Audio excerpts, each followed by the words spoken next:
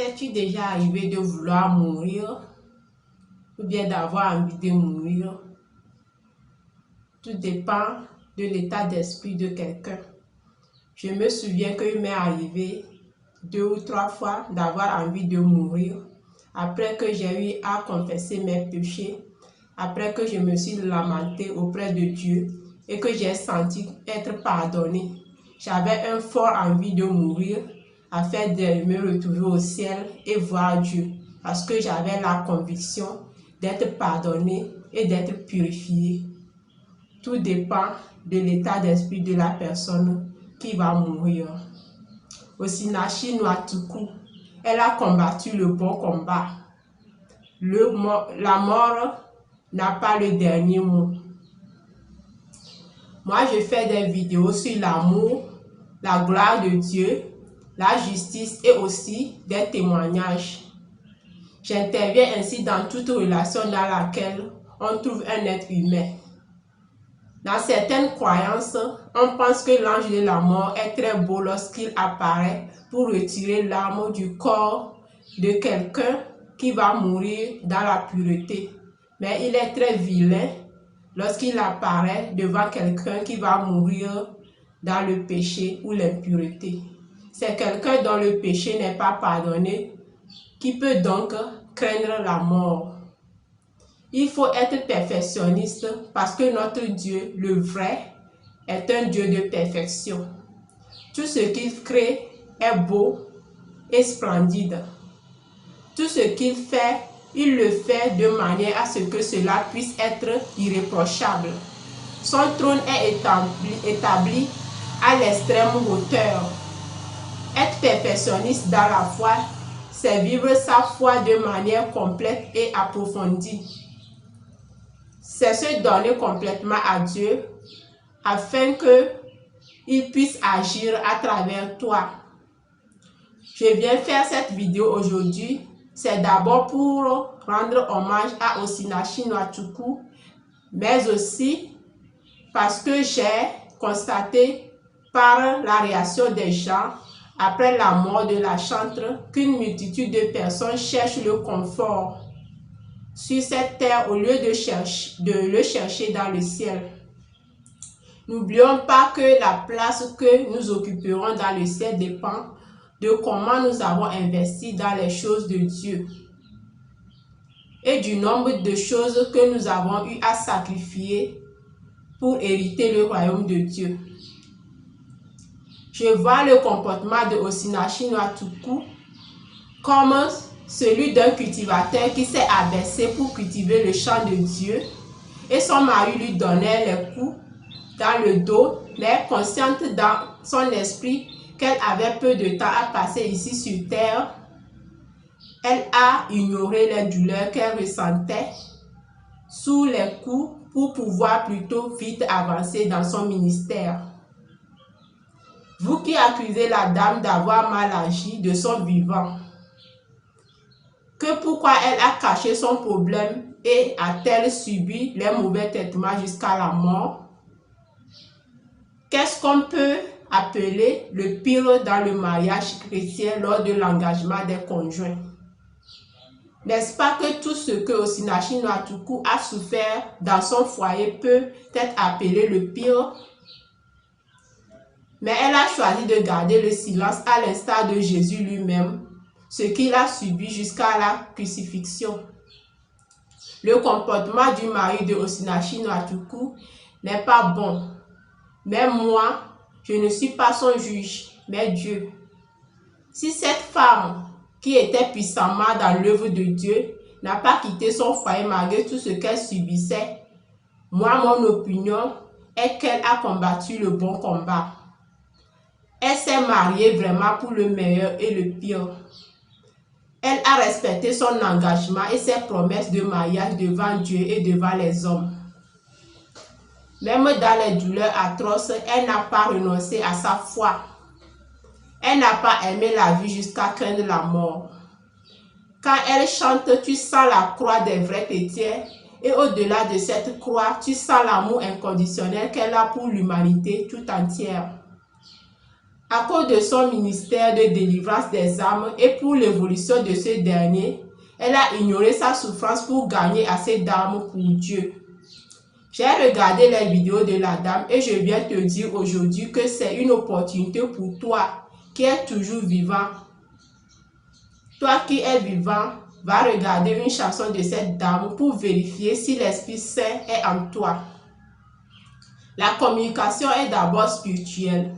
Si tu as l'Esprit Saint en toi, tu vas pouvoir communiquer avec lui à travers les chansons de Osinachi Nwachukwu.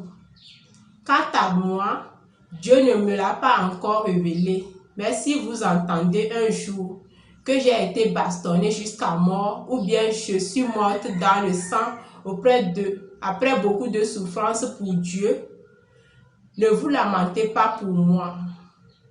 Ce que certaines personnes sont déterminées à faire pour Dieu aujourd'hui et que toi tu regardes et ça te libère et ça nourrit ton âme et ça te donne une satisfaction ultime dans ton corps, âme et esprit. Toi aussi tu peux le faire, mais le seul obstacle c'est que toi tu n'aimes pas ou bien tu n'es pas amoureux de la croix de Jésus-Christ. Cette croix qui sans laquelle le bien n'aurait point de sens. Il n'y aurait point de victoire pour les chrétiens ni le salut pour nos âmes. Et moi, je t'invite aujourd'hui à décider d'aimer et porter ta croix et tu verras la gloire de Dieu dans toute sa plénitude. Avant que la dame ne naisse, Dieu savait que c'est ainsi elle allait mourir. Tout n'est pas rose dans le christianisme. Judas Iscariote, celui-là même qui devrait trahir Jésus, c'est Jésus lui-même qui l'a choisi parmi les 12 apôtres. Même avant que Jésus ne quitte la terre, après sa résurrection, il a annoncé à Jean comment il allait mourir de façon tragique. Jésus avait déjà eu la victoire sur la mort et était dans sa pleine gloire au moment où il faisait cette révélation à Jean. Arrêtez de croire que marcher avec Christ est synonyme de vivre rien que le meilleur sur cette terre et essayez de fuir vos croix au lieu de les embrasser. Quel croyant avant et après Jésus-Christ a déjà souffert d'une souffrance comparable à celle de Jésus-Christ? Si cette dame devait quitter son foyer, elle devrait ainsi réduire sa puissance dans le combat spirituel face à Satan. Puisqu'en plus de son combat spirituel, elle devait continuer son combat de sa jeunesse, qui est celle des difficultés devant la sexualité. Son onction l'aurait peut-être quitté. Si elle avait convoqué son mari à la justice, elle serait en train de chercher sa justice auprès des hommes et finirait peut-être en enfer. Nous les chrétiens, nous n'avons pas de juge ici sur terre. La communauté des anges est la puissante armée à laquelle nous appartenons, et dans laquelle nous combattons Satan et ses anges. L'Esprit Saint est notre consolateur.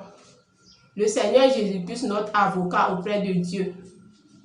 Et Dieu, le Tout-Puissant, est notre juge. Son trône est établi dans la justice et toutes ses décisions sont justes. S'il te dit que tu es juste, c'est que ton âme a trouvé le salut éternel. Paix à ton âme, Osinachi Nwachukwu. Si aucun événement ne t'a dérouté avant ta mort. Merci de m'avoir suivi jusqu'à la fin. Je t'aime et je t'embrasse. J'entends ta douce voix. Jésus, je viens à toi. Je viens, ô Sauveur, lave-moi dans le sang de ta croix. J'entends ta douce voix. Elle pénètre